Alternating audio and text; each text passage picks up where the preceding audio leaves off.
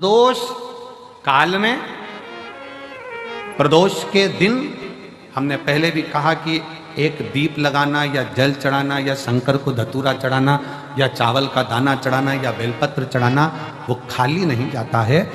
तुम्हारा प्रदोष के दिन, प्रदोष काल में लगाया गया दीपक एक ना एक दिन तुम्हारे घर में भी प्रकाश जरूर कर जाता है। थोड़ा ध्यान दीजिएगा।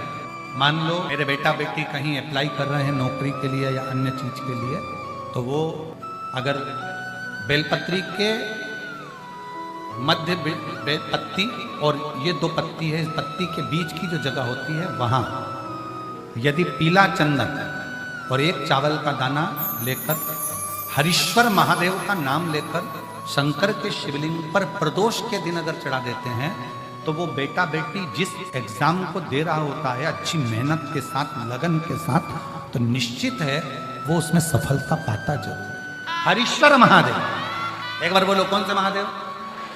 हरीश्वर महादेव। ध्यान करिएगा, सब जगह भटक लिए,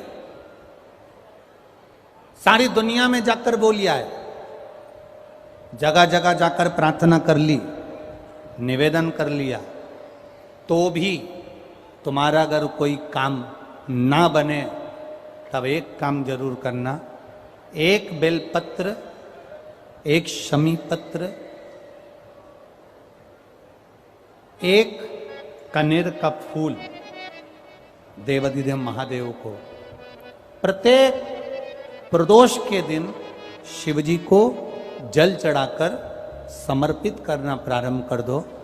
2 या 3 प्रदोष निकलेगी, मेरा देवाधिदेव महादेव तुम्हारी झोली खुशियों से भर दे निश्चित। एक बेलपत्र, एक शमी पत्र और एक कनेर का पुष्प भगवान शिव को प्रदोष के प्रदोष बाबा देवाधिदेव महादेव को जल चढ़ाकर देना प्रारंभ। किसी भी प्रदोष को, अगर बच्चों का विवाह नहीं होता है, शादी नहीं होती है, तो अपन लोग क्या करते हैं कि भाई एक बेलपत्री का जो पत्ता होता है उस पत्ते के बीच वाली जो पत्ती होती है उस पत्ती पर अपन केसर को घिस कर, केसर को घोल कर उस पत्ती पर अपन केसर का तिलक लगा देते हैं। और केसर का तिलक लगाकर जिसका विवाह नहीं होता उसकी ये बीच वाली उंगली पर ये बीच वाली पत्ती को अंगूठे से टच कर कर उसको रख देते हैं। उसका नाम और गोत्र बोलकर उस पत्ती को शंकर भगवान पर किसी भी प्रदोष के दिन शिव जी को समर्पित कर देते हैं। बस इतना याद रखें कि इस पत्ती का जो मुख है वो जलाधारी की ओर होना चाहिए। जब हम चढ़ाएं उस समय पर केसर का तिलक लगाकर अंगूठे से उसको टच कर कर नाम गोत्र बोलकर जिसका विवाह नहीं हो रहा है, शादी नहीं हो रही है, शिव जी को उसे चढ़ा दो। किसी भी प्रदोष को मंदिर में आप उसको समर्पित कर सकते, किसी भी प्रदोष को किसी भी शिव मंदिर में आप समर्पित कर दीजिए। बाबा से निवेदन करिएगा, बाबा स्वीकार करेगा और विश्वास है कि 3 महीने में बाबा उसका विवाह पक्का कर ही देगा। ये पक्का है। शिव स्मरण करने शंकर का यह अविरल त्योहार प्रदोष का व्रत क्यों आता है? क्यों भगवान शंकर की आराधना प्रदोष के दिन करी जाती है? क्यों कभी सोमवार होम प्रदोष आ जाती है, कभी गुरुवार का प्रदोष आ जाता है, कभी शुक्रवार का प्रदोष आ जाता है, कभी कोई प्रदोष आ जाता है? ये प्रदोष का व्रत क्यों आता है?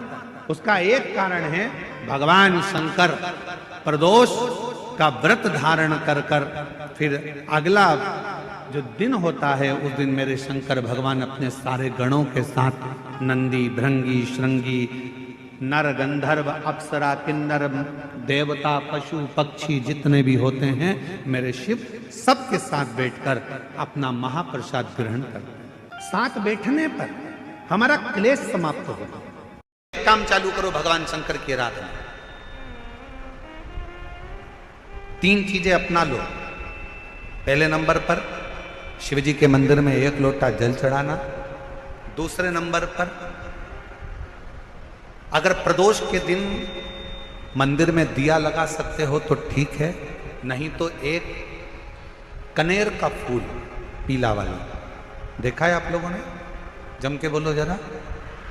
पीले कलर का कनेर का फूल एक प्रदोष के दिन, प्रदोष काल के समय पर अगर दीप लगा सको तो ठीक है, नहीं तो एक कनेर का फूल पीले कलर का शिव जी के अशोक सुंदरी का स्पर्श, अशोक सुंदरी वाली जगह मालूम है ना आप लोगों को, जलाधारी ये चरण,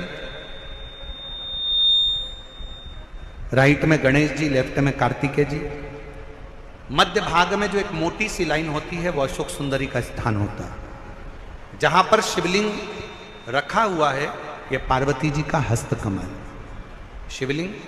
शिवलिंग के ऊपर जो कलश में से एक एक बूंद पानी गिरता है वो शंकर जी की 5 लड़कियां, जया, विषहरा, शामली बारी, दौतली, देव। शिव जी के 6 नंबर की लड़की अशोक सुंदरी मध्य भाग में। जब एक कनेर का फूल प्रदोष के दिन, प्रदोष काल में अशोक सुंदरी वाली जगह पर स्पर्श कराकर शिव जी को समर्पित करना। 3 क्रम है, अगर बन सके तो करो। पहला 1 लोटा जल चढ़ाना।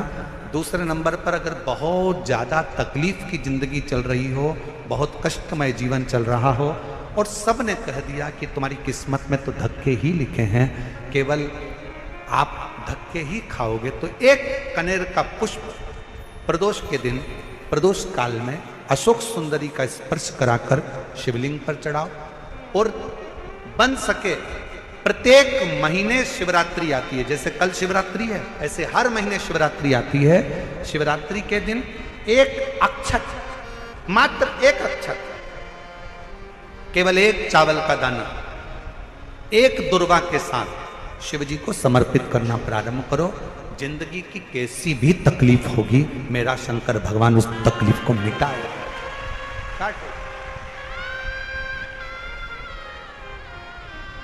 शिव की आराधना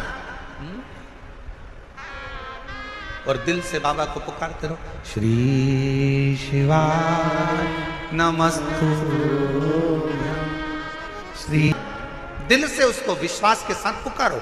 पार्वती जी के भाग्य में लिखा था कि इनको जो पति मिलेगा वो नग्न वेशधारी मिलेगा, जटाजूट वाला मिलेगा, भस्म रमाने वाला मिलेगा, पर उन्होंने, पार्वती जी ने शिव जी की आराधना करना प्रारंभ करी।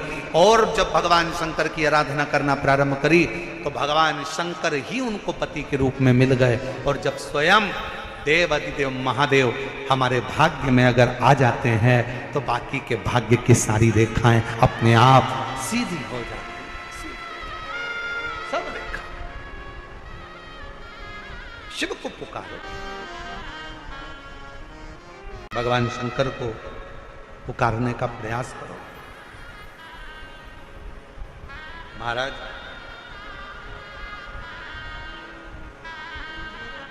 शिव महापुराण की कथा एक बड़ी सुंदर बात कहती है, बहुत सुंदर। जिसके दिन खराब चल रहे हो ना, तुम्हें मालूम है कि तुम्हारा रिश्तेदार के दिन खराब चल रहे हैं, उसकी तकलीफ की जिंदगी चल रही है, उसको कष्ट है। हम जानते हैं कि दिल्ली वालों को इतना समय नहीं है, मुंबई वालों को इतना समय नहीं है, बड़े बड़े शहर वासियों को इतना समय नहीं है, पर शिव महापुराण की आज की बात को लेकर जाना।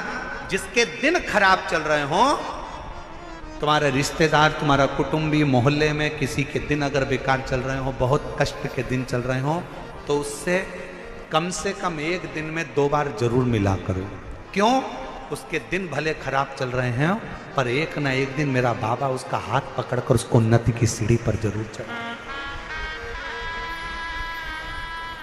अगर किसी के दिन खराब चल रहे हैं तो उससे 2 बार मिलो। अगर किसी का स्वास्थ्य खराब चल रहा है तो उससे 3 बार मिलो। चिंता मत करना, छोटी सी बीमारी है, ठीक हो जाओगे। चिंता मत करना, ऐसी बीमारियां तो आती रहती है, टेंशन मत लो। किडनी खराब हुई है, लीवर बेकार हुआ है, शुगर हो गई है, थायराइड हो गया, कैंसर हो गया, क्यों चिंता करते हो? 3 बार मिलो। किसी के दिन खराब चल रहे हैं तो 2 बार मिलो, किसी का स्वास्थ्य खराब है तो 3 बार मिलो। और घर में अगर बुजुर्ग माँ बाप हैं और उनके प्राण छूटने का समय है तो शिव पुराण की कथा कहती है उनकी सेवा में 24 घंटे लग जाओ। शिवलिंग का निर्माण करते हैं। जिसके घर में वंश नहीं बढ़ता, 20 साल, 25 साल, 15 साल, 12 साल हो गए हों और जिसके घर में बच्चा ना हुआ हो, हम उनसे भी निवेदन करेंगे कि प्रत्येक प्रदोष प्रत्येक शिवरात्रि, हर महीने प्रदोष आती है, हर महीने शिवरात्रि आती है, प्रत्येक शिवरात्रि, प्रत्येक प्रदोष को आप मिट्टी के अंदर मक्खन या गाय का दूध या गाय का घी, देसी गाय का मिलाकर शिवलिंग बनाकर उसकी पूजन करना प्रारंभ करें। 1 साल पूरा नहीं होगा, भले 20 साल हो गए होंगे, पर आपका गर्भ जरूर ठहरेगा, ये निश्चितता। भले 20 साल हो गए, 22 साल हो गए, 25 साल हो गए, डॉक्टर ने मना कर दिया नहीं होगा, फिर भी आप बाबा पर भरोसा, बोल बम का नारा है, बाबा है। आप विश्वास के साथ शिव की आराधना करिए। गाय, देसी गौ माता का दूध, मक्खन, घी, ये हमारे मिट्टी के अंदर मिलाकर जब हम शिवलिंग का निर्माण करते हैं तो हमारा वंश बढ़ता। दूसरा, भस्म। दूसरी चीज क्या है? जम के बोलो जरा पीछे वाले भी, और जितने आसपास के जितने 5 पंडालों में जो बैठे हैं, जो अलग से पंडाल लगाए गए हैं उनमें भी जो भरे बैठे हैं, इधर के पंडालों में पीछे वाले, और जितने लोग रोड पर बैठे हैं, जितनी दुकानों के अंदर, जरा सावधानी से सुनना। ये पार्थेश्वर शिवलिंग कथा आपको बाद में नहीं मिल पाएगी, बड़े ध्यान से सुनना। ये अपनी जिंदगी बनाने के लिए माँ पीताम्बरा ने अपने धाम में करवाई है, अपने जीवन को कृतार्थ करने कार्य का। दिल से सुन लो उसको। पहले नंबर पर है मिट्टी में मिलाया गया मक्खन, घी या दूध। दूसरे नंबर पर है, जम के बोलो जल्दी से, भस्म। ये दूसरे नंबर पर भस्म का प्रयोग। शिवलिंग का जब निर्माण करे, पार्थिव शिवलिंग जब बनाए, मिट्टी में थोड़ी सी भस्म जरूर मिलाए। भस्म किस चीज के लिए होती है? भस्म किसके लिए धारण कराई जाती है? तो महाराज, शिव महापुराण की कथा कहती है, जब शरीर में कोई बड़ी बीमारी आने वाली होती है, आप एक साधारण सा प्रयोग कर देखिएगा अपने जीवन में। एक साधारण सा प्रयोग, जब आपको लगे कि डॉक्टर ने बोला है कि कोई बड़ी बीमारी का चांस बन रहा है, कोई बड़ी बीमारी होने वाली है, आप शिवलिंग, ये जलाधारी, ये जहां से जल बहता है, गणेश जी का स्थान, कार्तिकेय जी का स्थान, बीच में एक मोटी सी लाइन अशोक सुंदरी, शिवलिंग, जो शिवलिंग रखा है जो जलाधारी है, कि कोई बड़ी बीमारी ना निकल जाए।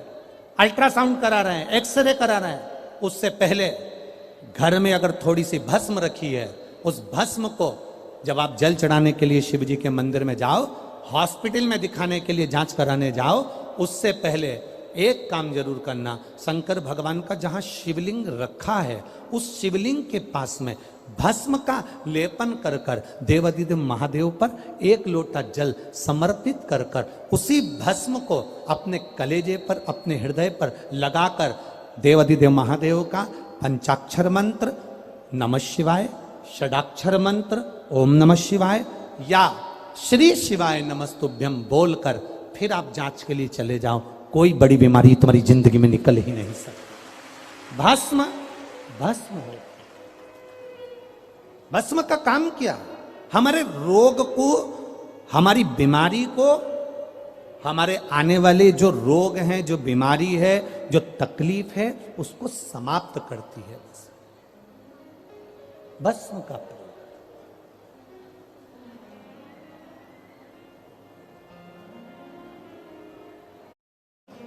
शिवलिंग का निर्माण कर रहे हो, पार्थिव शिवलिंग का, उसमें थोड़ी सी भस्म हमारी बीमारी को हर लेती है, थोड़ी सी भस्म हमारी तकलीफ को हर लेती है। भस्म का शिव के शरीर से, भगवान देवादिदेव महादेव के तन से लगी हुई भस्म साधारण नहीं है। भस्म को चढ़ाने वाला भी साधारण नहीं होता और भस्म को लेने वाला भी साधारण नहीं होता। पार्थिव शिवलिंग का निर्माण करते समय 2 चीजें ध्यान से अवश्य मिलाएं। पहला माखन, घी, दूध, दूसरा भस्म, दूसरा भस्म धारण भी करना चाहिए। भगवान ने कहा जब प्रदोष काल हो, शाम का समय हो, उस समय पर बेलपत्री, पीपल और आंवले के नीचे लक्ष्मी तो कुछ देर के लिए विराजमान हो जाना।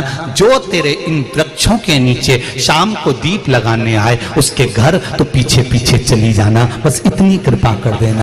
बुधवार की प्रदोष पड़ती है, उस प्रदोष पर प्रदोष काल में अगर एक आधी चम्मच भी गौ माता का दूध मिल जाए, एक छोटी सी कटोरी में सीधे हाथ में दूध और उल्टे हाथ में दूध, जल का पात्र या उसी पात्र के ऊपर दूध का पात्र रखकर हाथ में लेकर जो शंकर के शिवालय में देहली पर खड़ा होकर शंकर से अपनी कामना कर कर शंकर के मंदिर में जाकर दूध अशोक सुंदरी वाली जगह पर चढ़ाकर जल शंकर के शिवलिंग पर जो समर्पित कर देता है, देव अधिदेव महादेव उसकी कामना पूर्ण कर देते।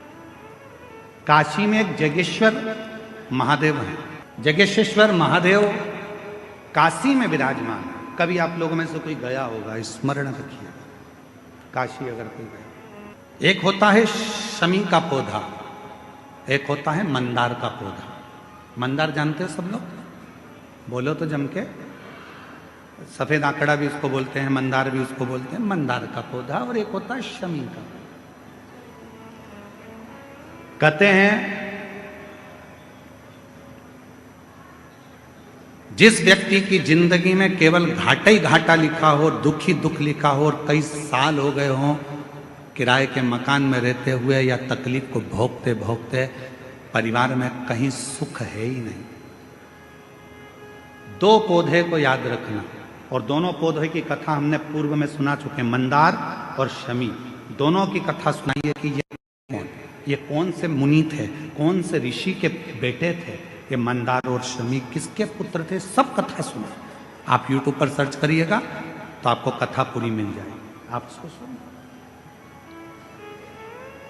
जिसकी जिंदगी में दुख ही दुख लिखा, कष्ट ही कष्ट लिखा, परेशानी ही परेशानी लिखी, तो मंदार और शमी ये दो पौधे ऐसे हैं जो जीवन में सुख प्रदान करते हैं। एक नियम बना लो, 12 महीने शिवरात्रि आती है, हर महीने शिवरात्रि पड़ती है, महीने में 2 बार प्रदोष पड़ती है। या तो प्रदोष का नियम बनाओ या शिवरात्रि का नियम बनाओ। एक काम करना चालू करो, थोड़ी सी मिट्टी शमी के पेड़ के नीचे की और थोड़ी सी मिट्टी मंदार के पौधे के नीचे की, दोनों को लाओ, अच्छा मिलाकर उसका एक शिवलिंग का निर्माण करो और उस शिवलिंग का पूजन प्रदोष काल में शाम के समय शिवलिंग के सामने 2 घी के दिए जलाकर, जैसी घर में पूजन करते हो वैसी की वैसी पूजन करो, आरती करो, थोड़ा सा भोग लगाकर निवेदन कर कर उस शिवलिंग का बाद में विसर्जन करो। 5 या 7 प्रदोष कर लो या 5 या 7 शिवरात्रि कर लो। आपको किसी के आगे हाथ नहीं फैलाना पड़ेगा। मेरा देव अधिदेव महादेव स्वयं भंडार भरना प्रारंभ कर